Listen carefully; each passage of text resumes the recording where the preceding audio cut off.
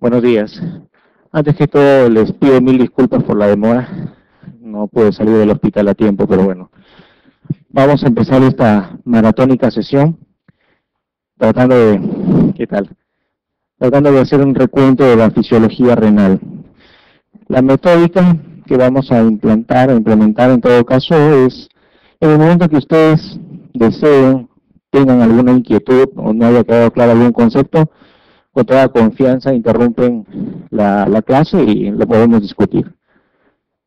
Mecanismos básicos de la fisiología renal. Cuando nosotros hablamos de fisiología renal, tenemos que contemplar varios mecanismos mediante los cuales opera la fisiología del riñón. El primero de ellos es filtración glomerular, reabsorción tubular y secreción tubular. Son las tres condiciones básicas mediante las cuales el riñón opera y funciona diariamente. Para que estas funciones se lleven a cabo, nosotros tenemos que hablar del flujo sanguíneo renal. Ojo, flujo sanguíneo renal implica 25% del total del gasto cardíaco, es decir, que de los 5 litros por minuto aproximadamente que bombea el corazón, el 25%, es decir, 1.250 mililitros por minuto, son destinados a ambos riñones. Es decir, la cuarta parte de todo nuestro gasto cardíaco pasa por el riñón en algún momento de su fisiología. ¿Qué es lo que va a pasar con este producto de filtración glomerular para llegar a esto? Tenemos que tomar en cuenta esto, miren. De los 5 litros habíamos dicho que el 25% pasa al riñón. Ese 25% implica un componente líquido y un componente forme. Lo único que vamos a filtrar, ¿qué es? Líquido, ¿no es cierto? Pues bien, de este 25%, es decir, de estos 1.250 mililitros, el 55% corresponde solamente a la parte líquida. Es decir, que 690 mililitros por minuto corresponden a plasma, que es lo que vamos a filtrar. ¿Estamos? Este 55% entonces va a entrar al riñón, como líquido propiamente dicho. ¿Eso equivale a qué? A un porcentaje final de 125 mililitros por minuto, que es lo que nosotros conocemos como la tasa de filtración glomerular. Entonces son dos conceptos diferentes. Uno es el flujo plasmático, otro es el flujo sanguíneo y otro es la tasa de filtración glomerular. Son tres conceptos diferentes. Si ustedes les preguntan, ¿cuánto es el flujo sanguíneo? ¿Cuánto va a ser? 1.200 mililitros. Si ustedes les preguntan, ¿cuál es la tasa de filtración glomerular? Es esta. ¿Y cuál es el flujo plasmático renal? Es este. ¿De acuerdo? Son tres cosas diferentes. ¿De acuerdo? De este total de filtrado glomerular que se produce a razón de 125 mililitros por minuto, el 99% del total filtrado de este valor va a ser reabsorbido, correspondiendo por lo tanto a la fracción excretada de 1 mililitro por minuto, lo que finalmente producimos como orina. ¿Estamos de acuerdo? ¿Sí?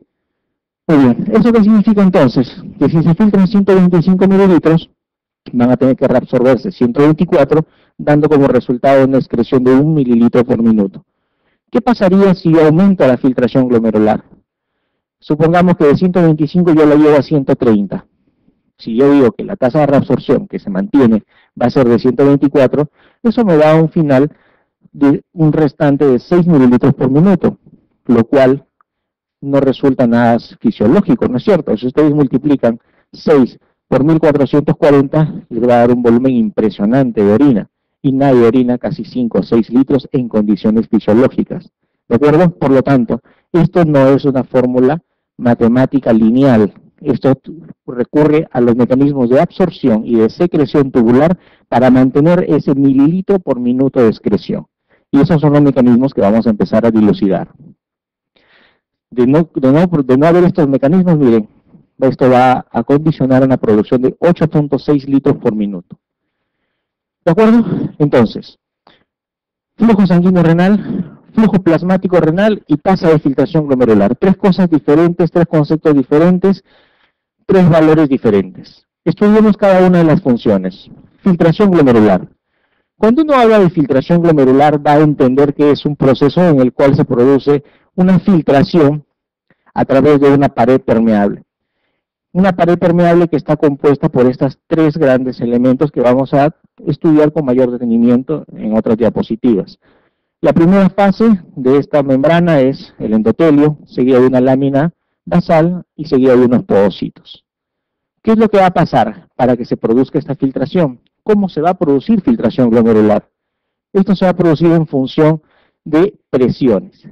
Si tenemos en cuenta lo siguiente, decimos que para que haya tasa de filtración glomerular, para que haya filtración, esta capacidad de difusión del componente vascular hacia el componente luminal del glomérulo, decimos que van a depender básicamente de la presión hidrostática. La presión hidrostática capilar está calculada en 60 milímetros de mercurio, mientras que a nivel luminal tenemos 15 milímetros de mercurio. ¿Eso qué les va a dar? ¿Un delta de cuánto? De 45 milímetros de mercurio, que es la presión que va a permitir la filtración a través de estas hendiduras que vamos a estudiar con más detalle. ¿De acuerdo? Sin embargo, nosotros conocemos que existe una llamada presión oncótica, que viene determinada básicamente ¿por quién? Por la cantidad de proteínas existentes en los lúmenes de los dos compartimientos que estamos enfrentando. Si conocemos y sabemos que normalmente no hay proteínas acá, pero sí las hay en el componente vascular, decimos que esta presión oncótica asciende a 25 milímetros de mercurio. Si nosotros decimos que presión de filtración glomerular es igual a presión hidrostática menos presión oncótica, ¿cuál sería el resultado final mediante el cual nos permite mantener una tasa de filtración glomerular? ¿Cuánto sería la presión final? Simple. Si acá tienes 45 y se le está poniendo 25, ¿cuál es el delta? 20. ¿Cuánto es la presión de filtración glomerular? Para que se produzca filtración, ¿cuánto tiene que tener de presión? 20 milímetros de mercurio. Entonces ustedes deben entender dos conceptos, hidrostático y oncótico. Por lo tanto, la tasa de filtración glomerular y la filtración glomerular se ven afectadas por estos dos componentes, hidrostático y oncótico. Si yo cambio la presión arterial, el lumen, el radio, y en consecuencia aumento presión, voy a cambiar presión hidrostática. Y en consecuencia voy a alterar la tasa de filtración glomerular. Si yo cambio las concentraciones de proteínas, sea que vaya a una paraproteinemia, o sea que haya una desnutrición o una hipoalbuminemia, voy a cambiar la presión oncótica y también voy a alterar la presión hidrostática y en consecuencia la tasa de filtración glomerular. ¿Estamos de acuerdo? Entonces son dos variantes a las cuales se somete la presión de filtración glomerular. Miren ustedes, y este es un ejemplo. Una arteriola aferente, una arteriola eferente. El ovillo glomerular, o glomérulo per se, propiamente dicho, con todos sus componentes, y tenemos un flujo que ejerce una presión y que determina, de acuerdo al grosor de la flecha, un determinado volumen de filtración. ¿Estamos? ¿Qué pasa cuando yo cambio el radio de la arteria? Y es lo que me refiero cuando les digo que puedo cambiar la tasa de filtración glomerular.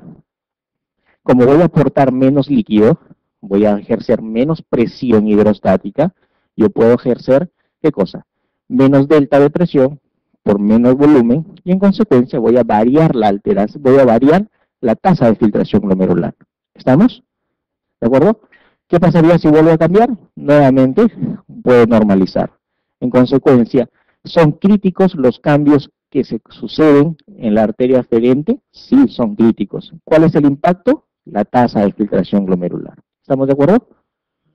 Entonces, si esto fuera tan sencillo como regular solamente los radios de una arteria, la situación no sería tan compleja y yo no estaría acá, ni ustedes acá, y no tendríamos especialidad y me quedaría sin trabajo.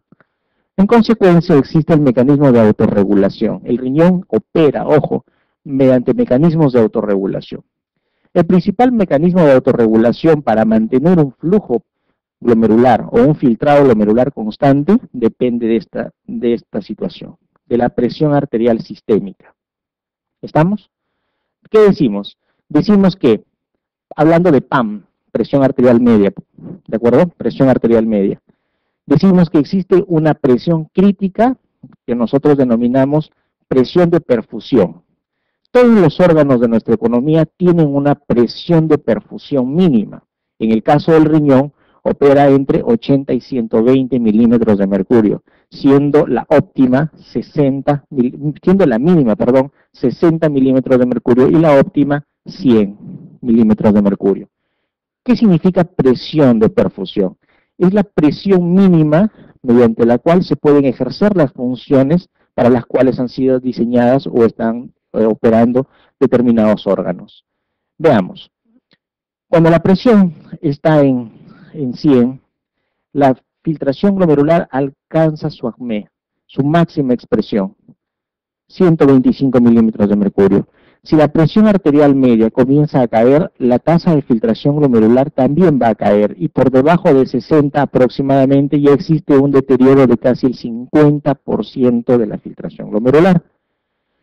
Caso contrario, sucede cuando uno comienza a incrementar la presión arterial. Si nosotros siguiéramos un modelo matemático sin tomar en cuenta el concepto de autorregulación, sucedería que aumento de la presión y por determinado punto, aproximadamente 200, encontraría que eso va a haber un aumento brusco de la filtración glomerular, y no sucede así.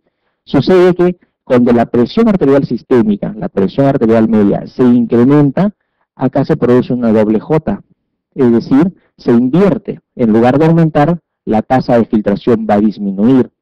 ¿Y cómo sucede eso? Si es que matemáticamente se está demostrando que debe funcionar así. Ahí entran a tallar estos mecanismos, que son los que vamos a visualizar en esta diapositiva. Entran a tallar los mecanismos de regulación del flujo sanguíneo renal. Tenemos que básicamente operan mediante el control de la arterial aferente, señores. ¿Cómo? Mediante mecanismos sistémicos, paracrinos y regulación de la presión de perfusión. Los mecanismos endocrinos implican el uso de los péptidos natriuréticos auricular, el sistema renina-angiotensina, el sistema simpático, mientras que los paracrinos constituyen el sistema renina-angiotensina intrarrenal, el óxido nítrico, la endotelina, los eicosanoides. Es por eso que cuando ustedes, por ejemplo, utilizan AINES, pueden alterar mediante cambios a nivel de las prostaglandinas y toda la cascada que se produce del ácido araquidónico, pueden cambiar los mecanismos paracrinos y alterar la regulación del flujo sanguíneo renal cambiando el diámetro de la arteria. Eso lo saben, ¿no es cierto? Parte de la fisiología de no darle AINES a un anciano por largo tiempo. Otra cosa interesante son los péptidos natriuréticos auriculares y el sistema renina-angiotensina, que existe en dos grandes categorías. Uno es el sistémico y otro es el tópico. Se ha demostrado, y creo que ustedes ya lo saben, y si no lo saben, bueno, para su información, existe el sistema renina-angiotensina que todos nosotros conocemos. Es el que opera con riñón, pulmón y actúa a nivel de la aldosterona en forma sistémica. Todo el mundo lo conoce. Sin embargo, está demostrado que existe producción tópica y activación tópica, localizada, para que me entiendan, de este sistema. ¿En dónde? En riñón. ¿En dónde? En placenta. ¿Dónde más? Pulmón per se. ¿Dónde más? Cerebro. ¿Dónde más? Intestino. Es decir, existen áreas en la economía capaces de utilizar la renina que se produce en forma tópica, localizada, para mantener sus presiones de perfusión renal. ¿Y cuál es el de perfusión sanguínea en general, en este caso riñón? ¿Y cuál es el impacto sistémico? Es que cuando ustedes manejan un paciente hipertenso y bloquean el sistema renina-angiotensina-aldosterona con todos los fármacos que ustedes puedan tener a la mano, resulta que el paciente sigue siendo hipertenso o sigue estando hipertenso.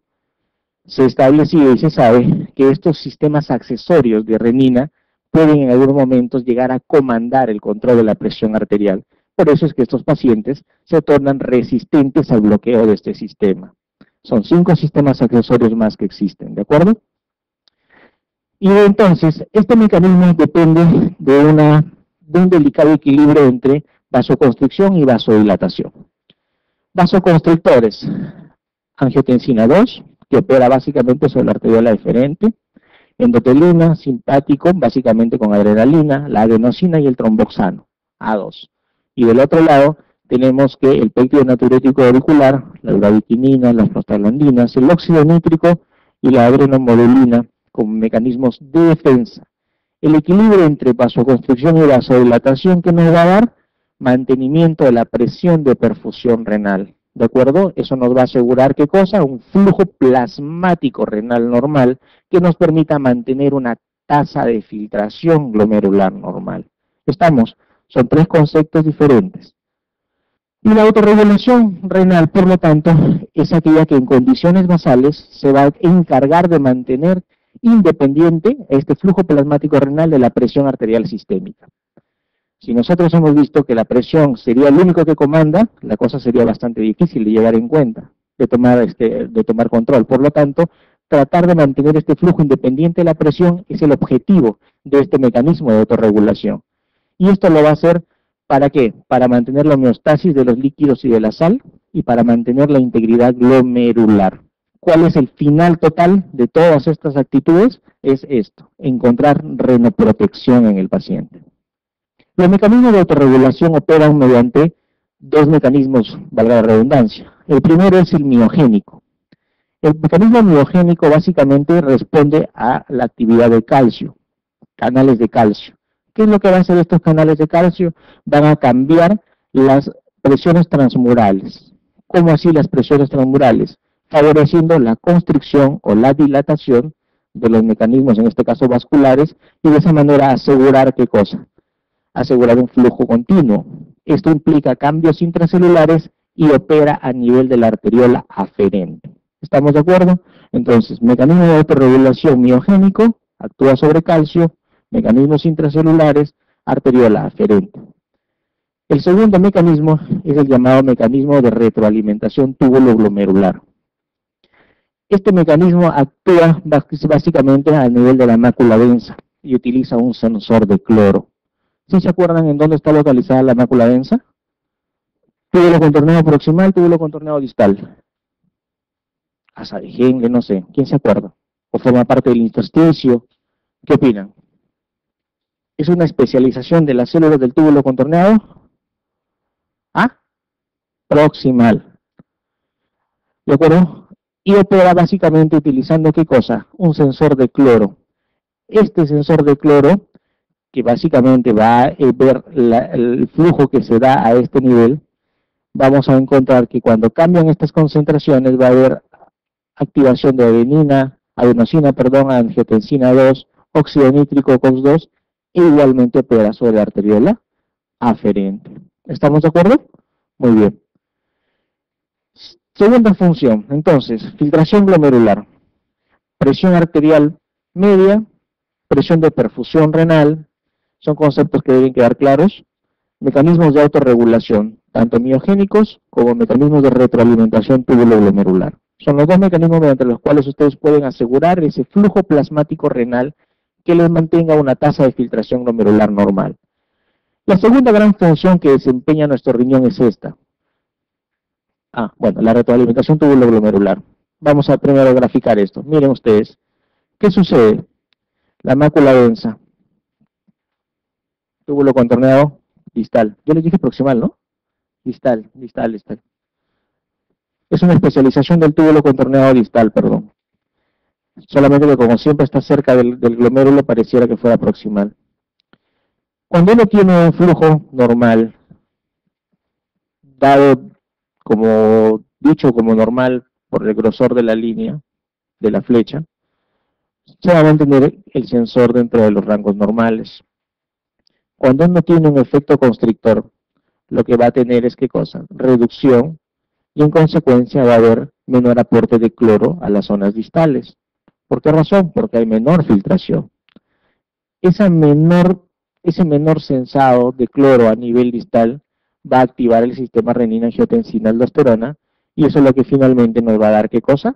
El mecanismo de autorregulación renal.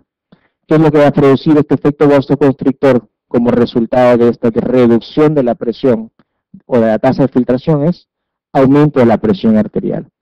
¿Y qué es lo que vamos a buscar cuando uno aumente la presión arterial? Es tratar de incrementar la presión hidrostática.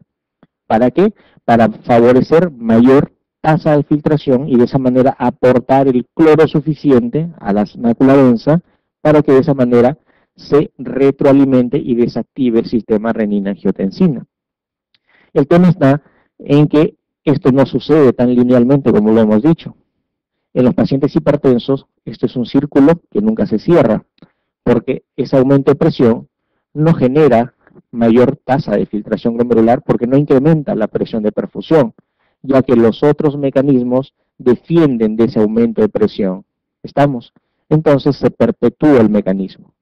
¿Cuál va a ser el mecanismo que nosotros vamos a defender? Es bloquear la activación del sistema, y para eso nacen los llamados inhibidores de la enzima convertidora o los bloqueadores de los receptores, o los ARA2, ¿no es cierto?, de aldosterona o de angiotensina.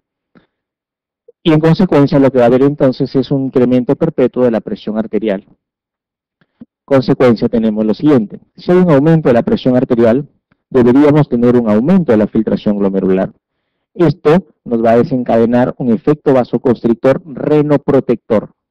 Este efecto renoprotector se va a ejercer a través de la contracción de la arteriola aferente, lo que finalmente me va a dar una reducción en este filtrado glomerular. En consecuencia, y mensaje final, todo paciente hipertenso tiene directamente una lesión a nivel glomerular con un impacto sobre la tasa de filtración glomerular. ¿Estamos? Que si no hacemos cambios significativos en el control del mismo, va a derivar en la llamada nefroangioesclerosis, que es la lesión final del paciente hipertenso de larga data y es la consecuencia que lo lleva a la diálisis. La segunda función, habíamos dicho, era la secreción tubular.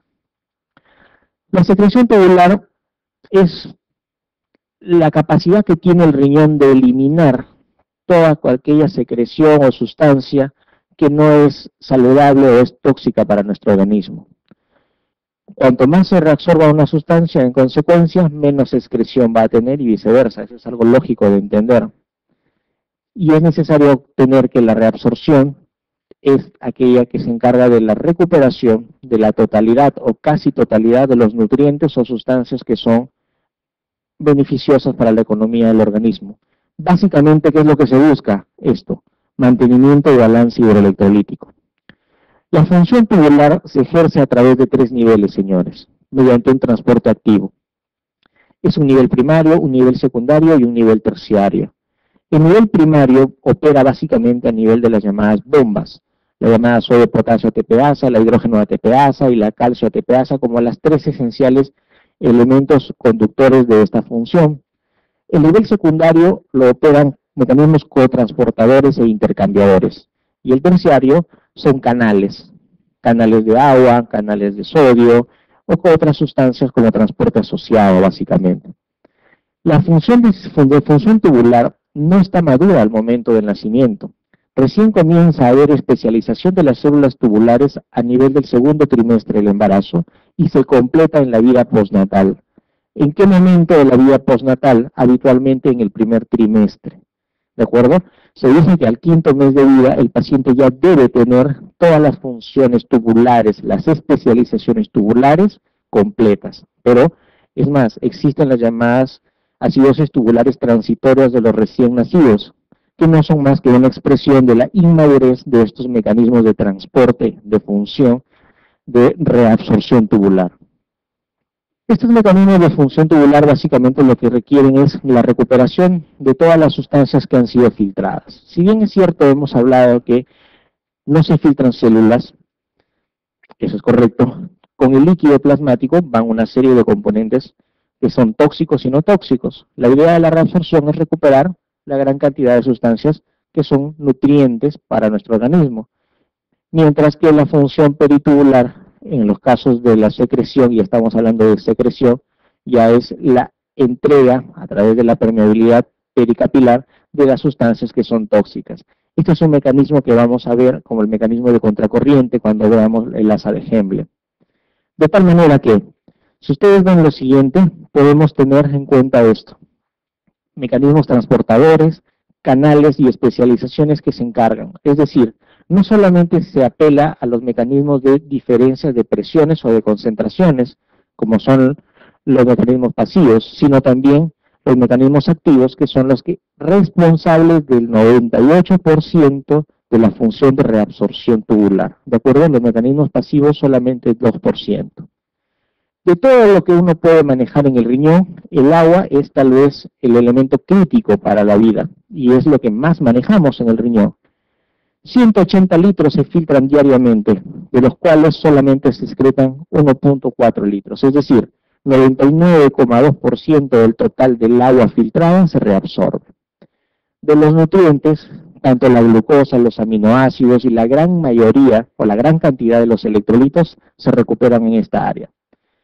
Estas primeras diapositivas son introductorias, vamos a hablar de cada una de las funciones cuando hablemos de lo que es túbulo cuaternario proximal y distal, así que no se apresuren en que piensen que esto es algo ligero. ¿Qué pasa con la glucosa? Y les pongo el ejemplo de la glucosa porque nos va a dar pie a un concepto que es el concepto de tasas de reabsorción máxima. Cuando uno filtra glucosa, normalmente en una cantidad X, vamos a llamar esto dentro de los valores normales, digamos 80 miligramos por ciento, por ejemplo, sérico, todo lo que logra filtrarse, todo se recupera. Pero ¿qué pasa cuando un paciente tiene 300 o 400 o 500 de glucosa? Entonces, el exceso va a hacer que se saturen los mecanismos de reabsorción, dando como resultado la aparición de esta sustancia, en este caso glucosa, en la orina. Y a eso le llamamos como glucosuria. ¿Qué significa eso? La glucosuria significa que ha habido exceso y ausencia de recuperación total en la reabsorción tubular, dando como resultado aparición de glucosa en la orina. Cuando se produce la aparición de una sustancia en la orina que normalmente no debe aparecer, uno tiene que pensar inmediatamente que lo que ha pasado es que se ha sobrepasado la concentración límite de intercambio. A eso lo conocemos con el nombre de tasas de reabsorción. En el caso de la glucosa, corresponde a un rango de entre 100 y 300 miligramos por ciento a nivel sérico. Es decir, que si ustedes ven glucosuria en su paciente, lo mínimo que ustedes deben pensar es que ese paciente, cuando menos, tiene más de 300 miligramos por ciento de glucosa en sangre para que esta tasa de reabsorción, esta brecha mediante la cual se produce la reabsorción del total de la glucosa filtrada, haya sido sobrepasada. ¿Estamos? Y así como hay tasa de reabsorción para la glucosa, también existe para todo lo que ustedes se puedan imaginar. Aminoácidos, sodio, potasio, en ese caso ya son las fracciones de excreción, ya no se llaman tasas de reabsorción, pero generalmente, en general, todas ellas expresan lo mismo, es decir, la capacidad de reabsorber que tiene ese riñón ha sido sobrepasada. ¿Estamos? Mecanismo contracorriente. Es el mecanismo mediante el cual se producen los afinamientos iniciales, pero primordiales en lo que es la excreción renal, en la función de excreción renal. ¿Dónde opera el mecanismo contracorriente? Básicamente en el asa de Henle. ¿Estamos? Eso estamos entonces intuyendo que estamos hablando de corteza y estamos hablando de médula renal. ¿Estamos de acuerdo? Y el mecanismo contracorriente, y quiero que visualicen esta imagen, depende de esto. ¿De qué depende? En gran parte de la concentración de sodio. Es decir, de la tonicidad de la médula ósea. ¿Estamos de acuerdo? Otro concepto que quiero que lo tomen en cuenta. Cuando lleguemos a hablar de asa de Henle, quiero que recuerden esta diapositiva. La concentración de sodio a nivel medular es esencial para el mecanismo de contracorriente. De tal manera que, cuando ustedes se enfrenten una concentración a este nivel de líquido, es decir, una osmolaridad, porque cada vez que va pasando el flujo a través de los diferentes segmentos de la nefrona, la osmolaridad va cambiando.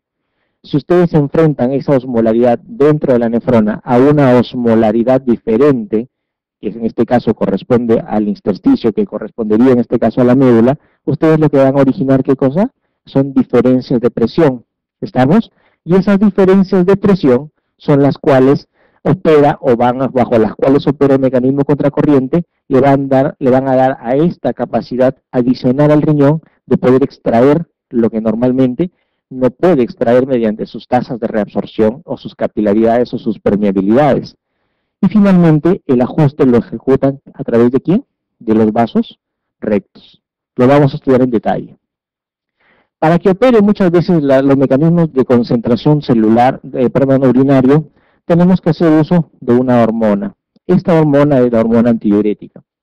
Aparte de las hormonas que nosotros manejamos o que sabemos o conocemos en el riñón, la hormona antidiurética es importante. opera a nivel del túbulo colector, el cual es impermeable a agua, pero en presencia de la hormona antidiurética, ¿qué es lo que da origen? A las acuaporinas o canales de agua, que vendría a ser un nivel terciario de reabsorción tubular. Estamos, reabsorción tubular. Normalmente, el túbulo colector es impermeable, le agrego vasopresina y lo que obtengo que es canales. ¿Estamos? ¿De acuerdo? Entonces, un enfoque global para que ustedes recuerden lo que ya hace mucho tiempo creo que han leído. Hasta aquí, ¿alguna pregunta, algo dentro de lo básico que no hayan entendido para empezar ya a disgregar cada uno de los segmentos de la nefrona? A ver, la doctora me pide que le refuerce la parte de lo que son los primeros conceptos. Para que el riñón funcione necesita un flujo plasmático, flujo sanguíneo. ¿Estamos? Ese flujo sanguíneo renal corresponde al 25% del gasto cardíaco. Entonces, cuando usted le hablen de flujo sanguíneo renal, usted en automático está pensando en gasto cardíaco y en cantidad de sangre que entra al riñón, que está entrando en la arteria renal y que luego va a entrar a las arcuatas, etcétera, ¿me entiende? Hasta ahí usted está pensando. Y eso corresponde al 25% del gasto. Cuando usted dice flujo plasmático renal, entiende que de ese volumen que está entrando sanguíneo, obviamente usted debe entender que hay un componente forme, compuesto por glóbulos rojos, blancos, plaquetas, y un componente líquido. El riñón lo que filtra, ¿qué es? Líquido. Entonces usted tiene que comprender que no todos los 1250 que ingresan van a ser filtrados. Solamente va a filtrar ¿qué cosa? La parte, el componente líquido. Y ese componente líquido equivale al 55% de ese valor que está entrando. ¿Estamos? Por eso son 600 y tanto, 680. ¿Estamos? Muy bien. Y esos 680 van a filtrarse solamente ¿cuánto? 125 mililitros por minuto. ¿De acuerdo? Entonces, flujo sanguíneo renal, 25%. Flujo plasmático renal, 600 y tanto, que es el 55% del 25%. ¿Estamos? Y cuando usted habla de tasa de filtración, ella está hablando específicamente de lo que logra ser filtrado. ¿Estamos? ¿Sí? Muy bien. ¿Alguna otra pregunta? Pasemos entonces a la ultraestructura del podocito. El podocito, que antes no había sido considerado más que como un simple elemento estructural de la barrera de filtración glomerular, resulta que en la última década es el boom para los nefrólogos y para el estudio de las glomerulopatías. Es la célula que cubre la parte externa del globo glomerular y es la responsable, o es el responsable de la filtración glomerular, de la permeabilidad de esa membrana. Para que ustedes se ubiquen, cuando uno habla de un glomérulo, habla de un complejo. Un complejo que implica ¿qué cosa? Un ovillo, ¿de acuerdo? Un ovillo vascular, en este caso vendría a ser un vaso sanguíneo, dado por su célula endotelial, con su lumen, un podocito, que es el que está englobando en verde a ese vaso sanguíneo como atrapándolo, y todos ellos, o ambos, envueltos o asentados en una matriz, que es una matriz mesangial. ¿Estamos? Entonces, ya nos encontramos dentro de eso. ¿Cómo está estructurado un podocito? ¿Cómo está dispuesto un podocito? De la siguiente forma. Se compone básicamente de un cuerpo celular, de unos procesos mayores y de unos procesos menores. Finalmente, todo esto en contacto con una membrana basal glomerular. Muchas palabras, más fáciles que miren la foto. Un cuerpo, un proceso mayor y una fimbria o proceso menor. En forma mucho más práctica, imaginen ustedes un pulpo, ¿de acuerdo? Un pulpo, donde la cabeza del pulpo viene a ser, ¿qué cosa? El cuerpo. Cada uno de los tentáculos viene a ser un proceso mayor. Y cada una de las ventosas de ese pulpo viene a ser una fimbria, y cada ventosa está tomando, ¿qué cosa? Un vaso sanguíneo. Ustedes enrollan todo eso, y eso es un glomérulo. ¿Me entendieron? Por eso es que a veces es difícil verlo. Y todo eso está asentado dentro de ¿qué? Supongan que lo tengan en arena. La arena que viene a ser la matriz. ¿Estamos de acuerdo? Es así como se ve ultraestructuralmente un glomérulo. Los procesos menores, al ser los que están englobando los vasos sanguíneos, son los más importantes, porque son interdigitaciones entre las cuales vamos a ver las hendiduras de filtración glomerular. Estas hendiduras, conocidas como membrana de filtración o slip diaphragm, ¿de acuerdo? O barrera de filtración, es la más importante. Y corresponden a esto, miren. Anteriormente yo me imagino que ustedes cuando estaban en pregrado, al igual que yo, nos enseñaron que este era el lumen, que aquí estaba la célula endotelial, que aquí estaba la membrana de la barrera de filtración glomerular o membrana basal, y aquí estaban los podocitos, ¿no es cierto? Nos dijeron qué cosa. Nos dijeron qué cosa. El principal responsable de la filtración glomerular se encuentra acá, señores. ¿Y de qué depende? Depende de la polaridad, ¿no es cierto? ¿Se acuerdan? Nos dijeron que había una barrera que estaba compuesta por proteínas y por lípidos y etcétera, y que la electronegatividad o electropositividad de la composición que tenga esta membrana va a depender. Pues bien, parece que nos mintieron, porque en realidad esto no es lo esencial, sino es esto de acá, el slip diaphragm. Es decir, la membrana de filtración o la barrera de filtración que se tiende entre uno y otro podocito. El podocito está compuesto por un citoesqueleto. Este citoesqueleto, que ya estamos hablando de los procesos mayores que corresponden a filamentos intermedios y a microtúbulos, básicamente a nivel de los pedicelos están compuestos por una actina, que es una proteína contráctil. Este aparato contráctil de actina, que es el que determina dentro del podocito la capacidad de modificar la barrera de filtración glomerular. ¿Cómo lo vamos a ver? Así, miren.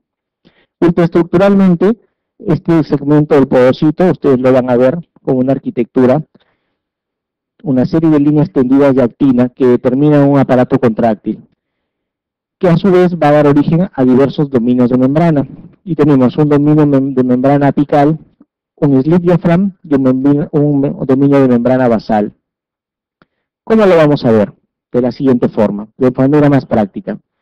Un podocito, dos podocitos, tres podocitos, y entre cada podocito, el slip diaphragm.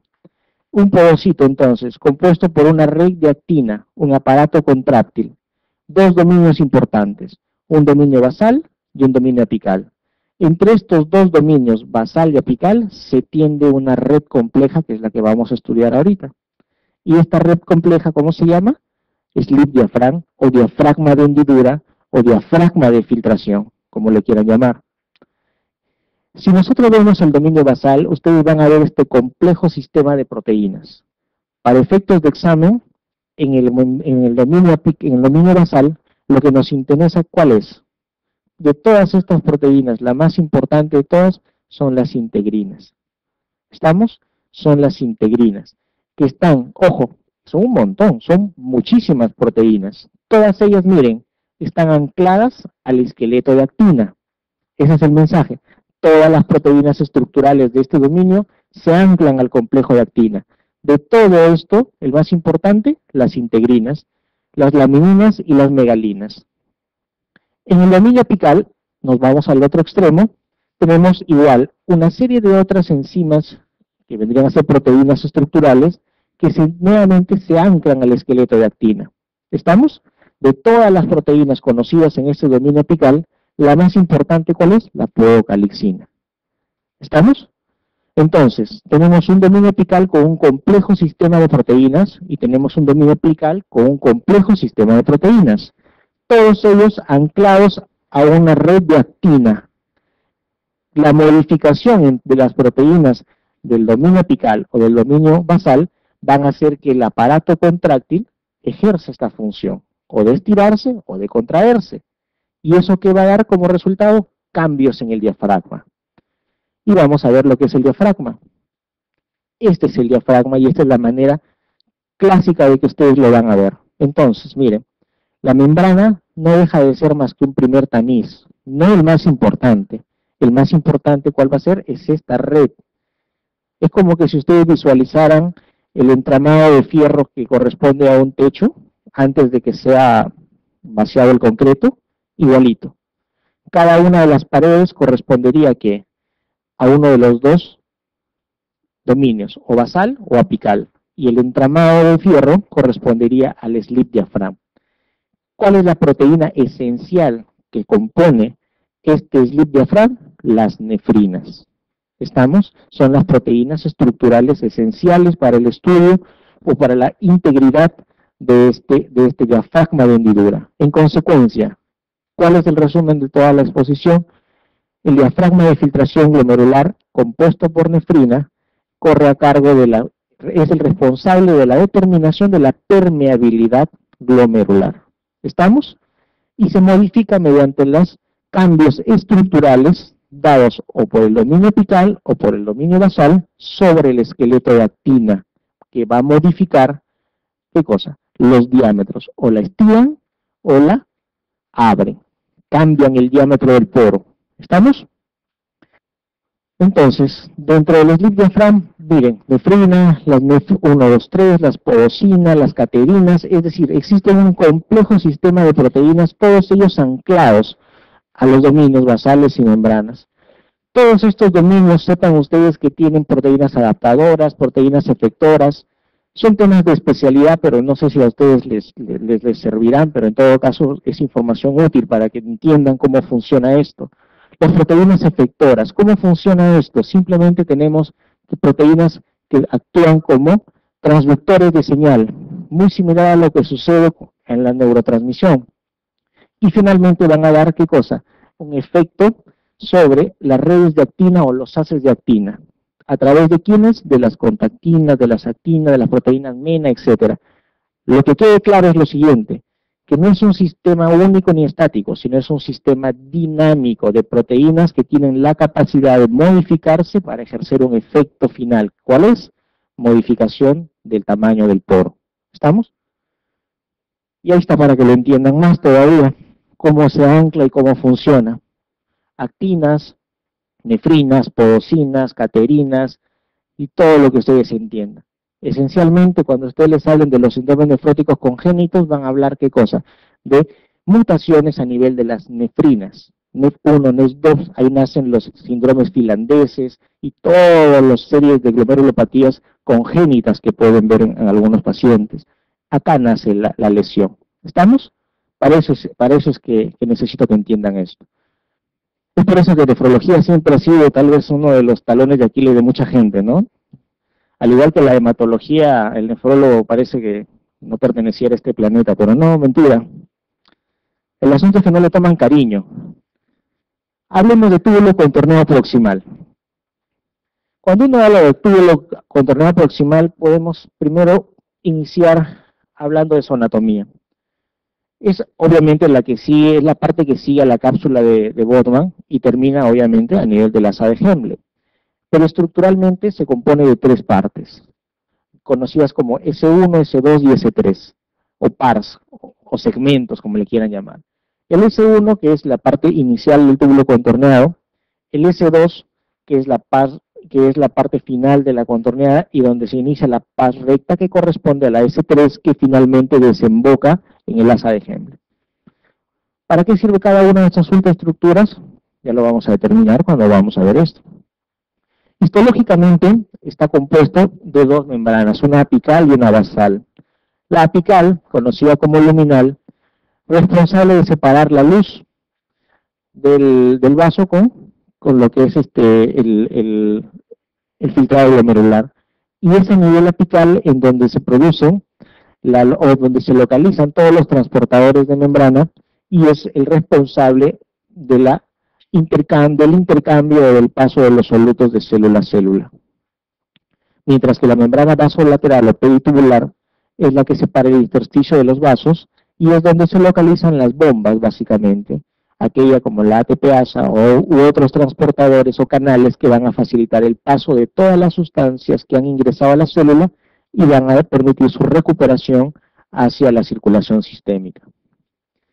Otros componentes histológicos que se pueden reconocer en el túbulo contorneado proximal son estos, las microvellosidades y los bordes en cepillo, que corresponden a ultraespecializaciones del epitelio en sus porciones iniciales y en donde se produce la actividad de la, ¿cómo se llama la enzima?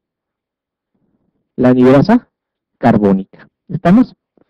¿Cuáles son las funciones que cumple el túbulo contorneado proximal? ¿Qué funciones desempeña? Son las siguientes. Reabsorber. es el responsable de reabsorber ¿qué cosa? 100% del total de la glucosa, 85 a 90% del total de bicarbonato filtrado, del ácido úrico y de la albúmina 100%, 40 a 60% del agua, y potasio, sodio, calcio, magnesio y urea en porcentajes diferentes, siendo los tres primeros los esenciales. Segunda función, secretar. ¿Qué va a secretar?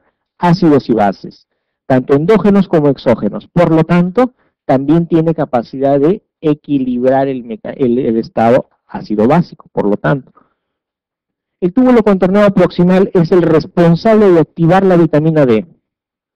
¿De acuerdo? La síntesis a nivel de piel, el paso a nivel del hígado y finalmente activación para 1,25 de hidroxicolecalciferol y vitamina D activa. Por lo tanto, alteraciones o funciones alteradas en el riñón, enfermedad renal crónica, tubulopatías o algún otro tipo de problemas, deben pensar en trastornos de la vitamina D. Y si son niños, trastorno del crecimiento y del desarrollo. Y por supuesto, es el responsable de la síntesis de la eritropoyetina. Por lo tanto, túbulo contorneado proximal alterado, o función renal alterada con función comprometida en el proximal, no hay eritropoyetina. Si no hay eritropoyetina, ¿qué es lo que vamos a tener? Anemia. Por eso es que a todo paciente renal le tienen que poner eritropoyetina, le tienen que dar vitamina D dentro de su RP, porque ya saben que no hay actividad del contorneado proximal y estas funciones no las suple ningún otro órgano en nuestro organismo. Pasemos a la reabsorción. La reabsorción tubular que se produce en este segmento es importante ya que se encarga del manejo del 60 al 70% del total del filtrado glomerular, es decir, que de esos 680 y tantos mililitros por minuto que están pasando, 60 a 70% están siendo manejados, recuperados a este nivel. Toda la energía que va a ser utilizada va a ser derivada a este transportador importante, ¿de acuerdo? Va a ir al sodio y al potasio ATPasa. ¿Dónde? En la membrana vasolateral. Por lo tanto, es de todos los componentes estructurales el más importante. ¿Y cómo hacemos el cálculo de la reabsorción renal? Que es lo más importante que quiero que ustedes vean. La carga que se reabsorbe es igual a la carga que se filtra menos la carga que se excreta. Bueno, y otra cosa es creatinina o claros de creatinina, tasa de filtración glomerular por la concentración plasmática menos la concentración en orina por volumen. ¿Para qué les quiero decir esto? O sea, porque hubo una vez una pregunta en un examen del MIR donde les pedían hacer el cálculo de la carga excretada de una determinada sustancia. Por eso es que les pongo esta fórmula, para que ustedes recuerden que lo que se reabsorbe es igual a lo que se filtra menos lo que se excreta. Esa es la carga, ¿de acuerdo? ¿Y cómo van a determinar ustedes el clearance de esa sustancia? Van a ver la tasa de filtración por la concentración sérica de esa sustancia menos la concentración urinaria de la sustancia por el volumen de orina. ¿Para qué nos sirve esto? Ahorita lo vamos a ver. Lo vamos a ver en un ejemplo y ustedes lo van a resolver. Reabsorción de sodio y cloro. En el túbulo contorneado proximal corresponde al 50% del total de la carga filtrada. Y ahí viene el concepto de carga filtrada. ¿Estamos? Entonces, de los tantos por ciento, miligramos por ciento que se filtran, 50% se manejan en el túbulo contorneado proximal. El 45% se hace en el asa de Henle, específicamente en la rama gruesa, el 3% en el área del túbulo contorneado distal y en el colector cerca del 1 o un poco más del 1%, siendo la fracción excretada de sodio igual a 1% del total de la carga filtrada. La reabsorción de sodio se va a producir por tres mecanismos. Uno es difusión pasiva, dos es cotransporte y tres es contratransporte. ¿Cuál de los tres es el más importante? El primero, difusión pasiva. ¿Cómo opera? Sodio, potasio, ATPasa básicamente. Es así como se recupera la gran cantidad de sodio filtrado. El cotransporte es aquel que utiliza un transporte acoplado. Ejemplo, hay transporte acoplado de sodio con glucosa, hay transporte de sodio con aminoácidos y el sodio con otras sustancias que van a permitir el intercambio del electrolito a este nivel. Mientras que el contratransporte lo que utiliza es la bomba sodio-hidrógeno. Es decir, este es el mecanismo mediante el cual se produce la excreción de hidrogeniones. Yo elimino hidrogeniones y recupero sodio. Son los tres mecanismos mediante los cuales el túbulo contorneado proximal va a manejar ese 50% de la carga filtrada. ¿Cuál es el resultado neto, por lo tanto?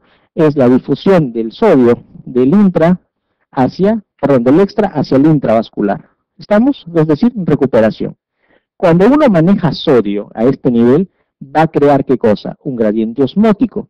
En consecuencia, gran parte del agua que se recupera y se maneja a nivel del túbulo contorneado proximal, es decir, el 60 al 70% del agua que se está filtrando, va a obedecer a ¿qué cosa? A un simple cambio en la osmolaridad. Es decir, el sodio es crítico para la recuperación del agua. ¿De acuerdo? Y lo pueden ver acá, miren.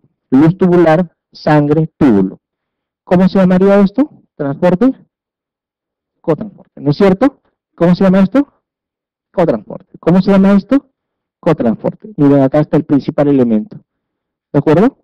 ¿Estamos? El principal elemento. Y todo lo demás que se puede intercambiar para poder dar origen a esta concentración sérica dentro de la célula, esta concentración intracelular y el mantenimiento de las concentraciones a nivel sanguíneo. Y esto es lo que les decía, miren ustedes.